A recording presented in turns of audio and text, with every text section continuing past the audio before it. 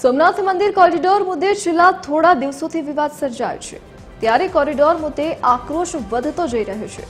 સોમનાથના ધારાસભ્ય વિમલ ચુડાસમા કોરિડોરના કારણે પ્રભાવિત થયેલા અસરગ્રસ્તોની મુલાકાત લીધી અને ધારાસભ્યોએ લોકોની વેદનાને ગંભીરતાથી સાંભળી।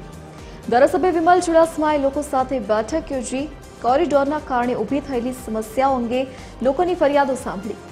લોકોએ જમીન અધિગ્રહણ, પૂરા વળતરની માંગ અને ઘરની માંગ કરી।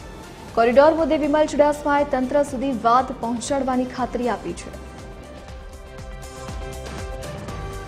પાટણ મુકામે જે સોમનાથ દાદાનું મંદિર આવેલું છે તેની સામે રહેતા અને આવેલી હોટલો છે એમને તંત્ર દ્વારા કહેવામાં આવ્યું કે આ જે જગ્યાઓ છે ત્યાં કોરિડોર મંજૂર થયું છે, એટલે ફેઝ 1 અને ફેઝ 2માં આને વાતચીત માટે મોકલવામાં આવેલા અને એ દરમિયાન ત્યાંના લોકો દ્વારા, મહિલાઓ દ્વારા આવેદનપત્ર દેવામાં આવેલું।